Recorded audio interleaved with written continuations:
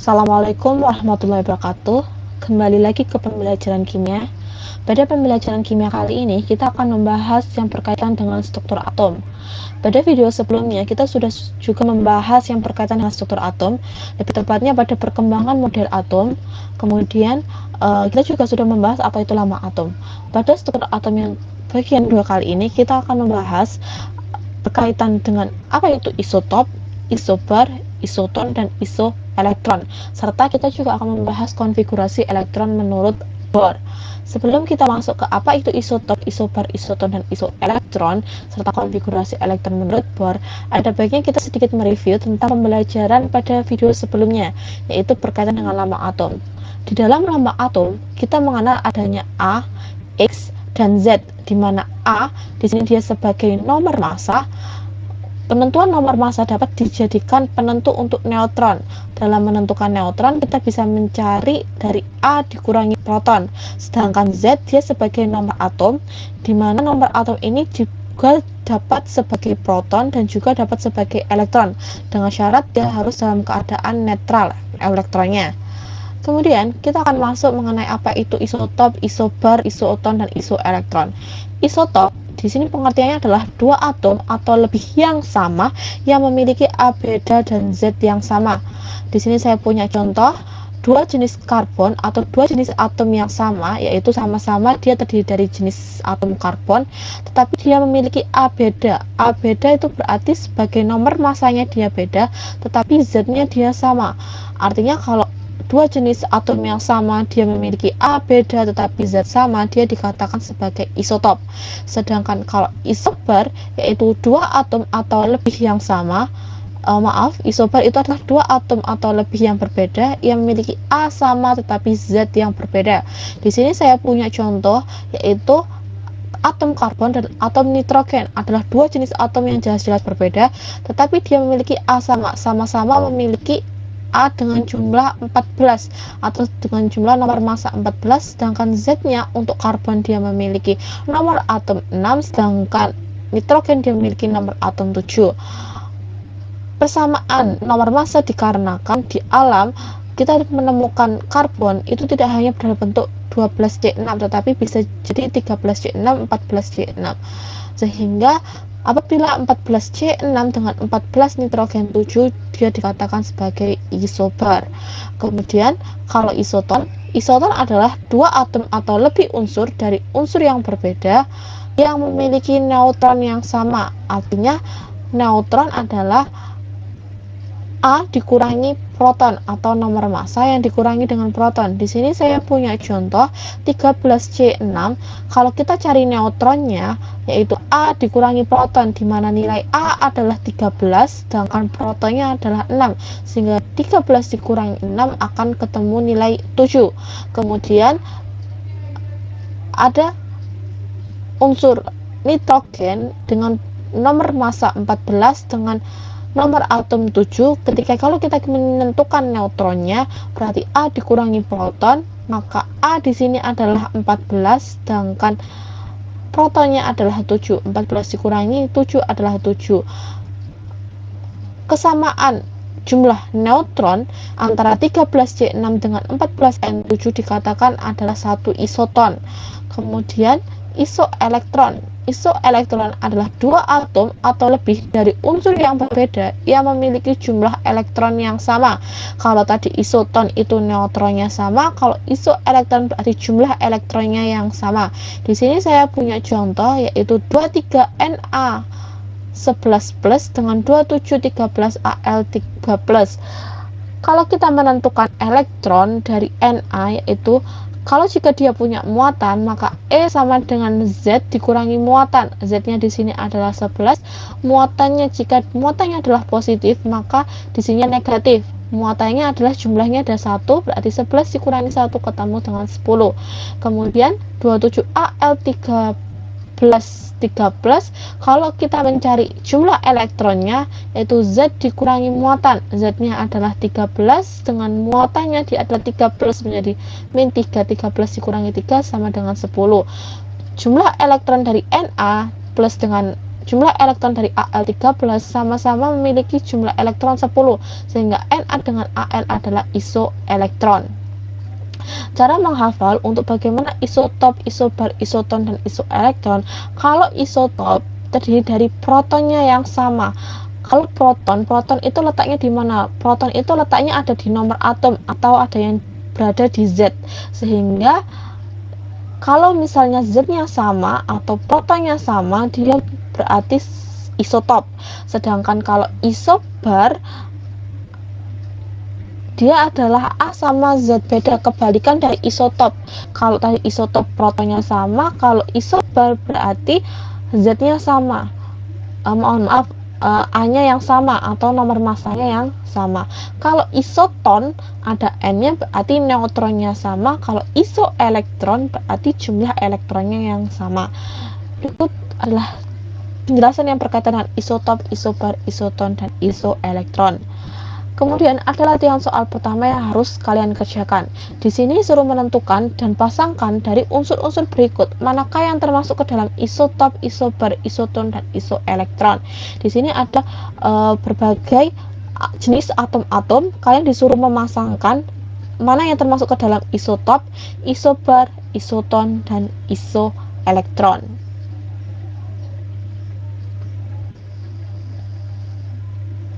Kemudian kita akan masuk pembahasan yang kedua yang berkaitan dengan konfigurasi elektron.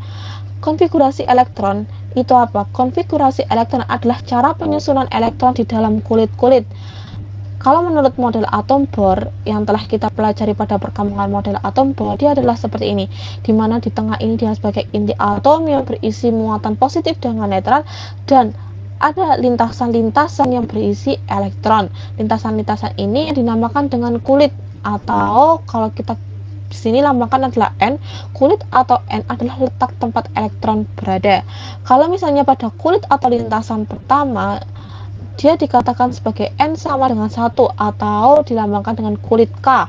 Kemudian kalau misalnya ada lintasan yang kedua, dikatakan N sama dengan 2 atau kulit L.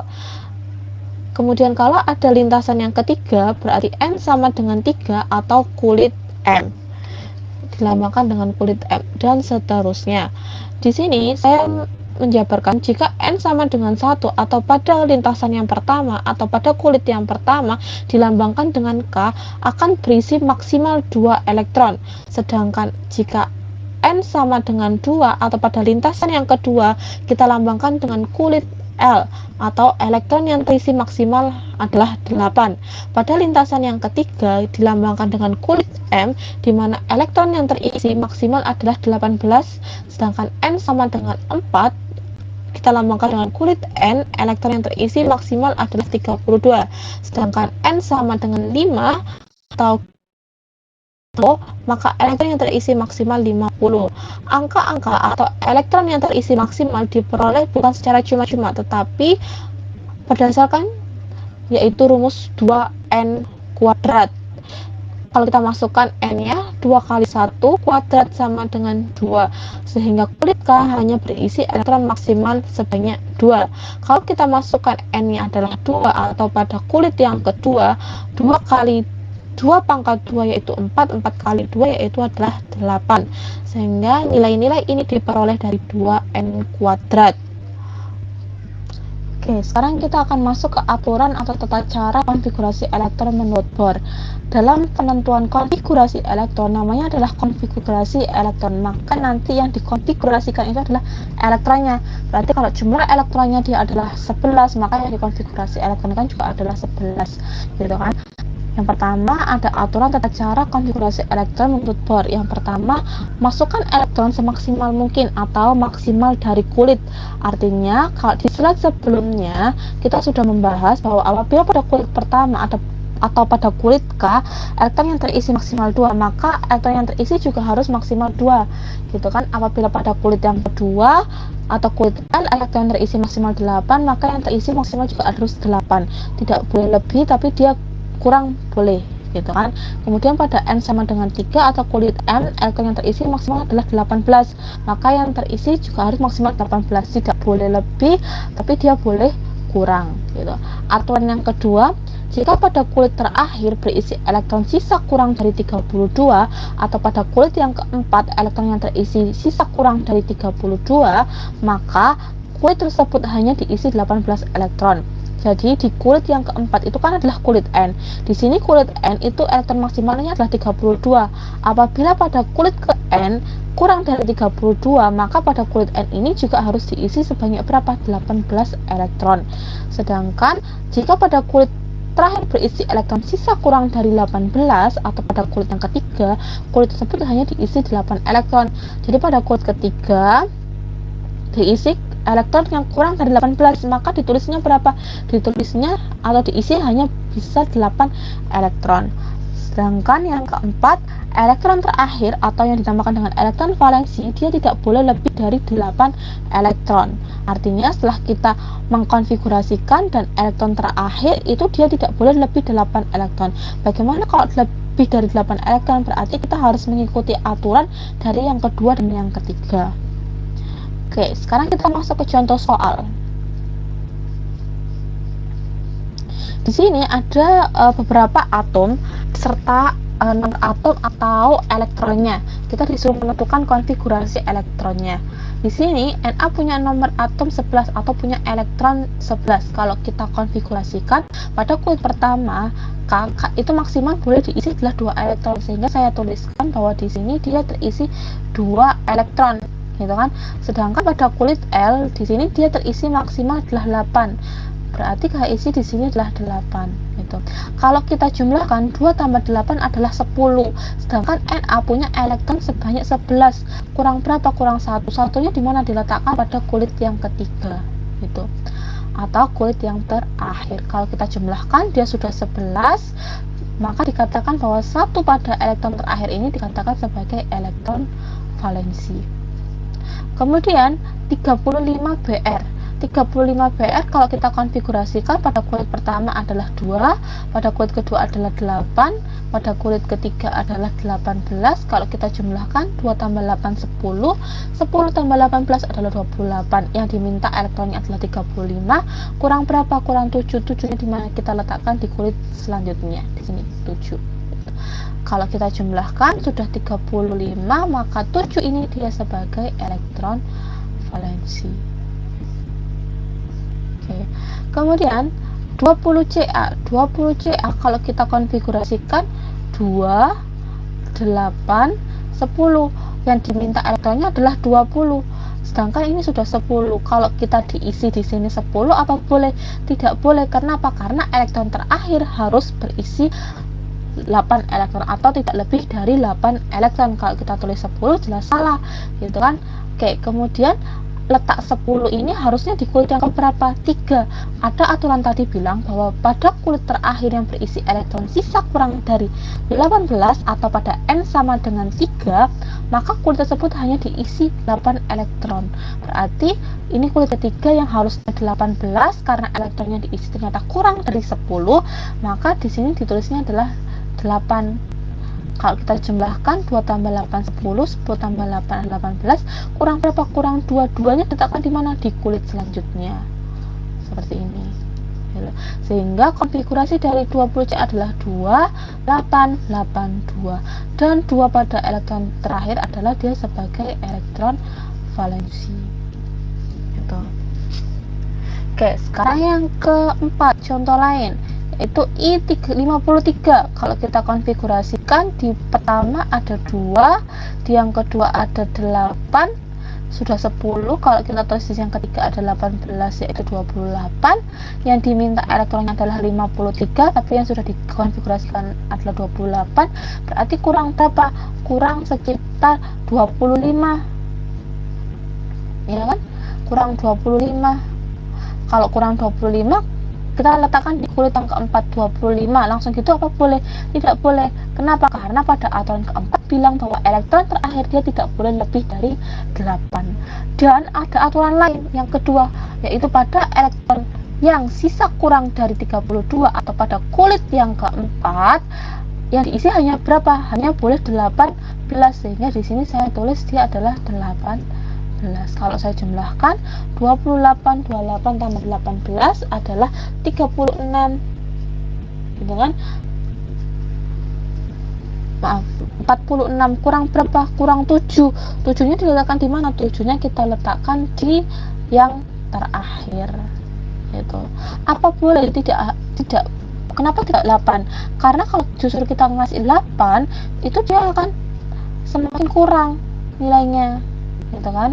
Ya, sehingga kalau kita tulis 2 tambah 8 10, 10 tambah 18 adalah 28, 28 tambah 18 adalah 46, 46 ditambah 7 ketemunya adalah 53. Sehingga 7 ini dia dikatakan sebagai elektron valensi. Tuh. Oke, sekarang bagaimana kalau misalnya ternyata atom tersebut punya muatan, gitu kan? Muatan itu yang mana? Muatan itu yang ini namanya muatan, ya kan? Bagaimana mengkonfigurasi elektronkannya? Kita sudah belajar ke lambang atom. Sambil mereview, kita sudah belajar tentang lambang atom. Di lambang atom, kalau kita punya muatan, elektronnya itu kan bergantung pada muatannya, ya kan? Sama, konfigurasi elektronnya juga sama, nanti bergantung pada muatannya. Contohnya di sini adalah 11 Na+. Kalau kita konfigurasikan, kita harus tahu dulu elektronnya berapa. Dengan cara gimana? Yaitu dengan cara elektron sama dengan Z, karena ini positif berarti dikurangi muatan, ya, dikurangi muatan. Z-nya berapa? Z-nya adalah 11 dikurangi muatannya udah berapa? 1. 11 dikurangi 1 adalah 10. Sehingga konfigurasi elektron pada 11 Na+ ini adalah 10. Maka pada kulit pertama adalah 2, pada kulit yang kedua adalah 8. Seperti ini. Karena elektronnya adalah 10, bukan lagi 11, tapi 10 karena dia punya muatan. Kemudian pada yang kedua yaitu 17 Cl-. Sama, kita harus tahu dulu karena dia punya muatan, harus tahu elektronnya. Elektronnya sama dengan Z dikurangi, maaf, karena minus berarti ditambah ya, ditambah muatan, dimana Z-nya adalah 17 ditambah muatannya adalah 1, ketemunya adalah 18. Kalau kita konfigurasikan, dia adalah 2, 8, sudah 10. Pada kulit yang ketiga kurang berapa? Kurang 8. 8 itu kurang dari 18. Ditulisnya berapa? Ditulisnya adalah 8. Kebetulan kulit ketiga ditulisnya adalah 8. Itu sehingga konfigurasi untuk ion itu yaitu mengikuti dengan cara mencari jumlah dari elektron dengan muatannya. Oke. Sekarang ada latihan soal yang kedua. Kalian disuruh menentukan konfigurasi elektron dari unsur-unsur berikut, ya kan? Tadi sudah ada latihan soal pertama dan sekarang juga ada latihan soal yang kedua. Silahkan kalian kerjakan. Oke, sekian dulu untuk pembahasan struktur atom pada bagian 2. Nanti kita akan bertemu pada video selanjutnya, pada video masih dengan struktur atom pada bagian yang ketiga.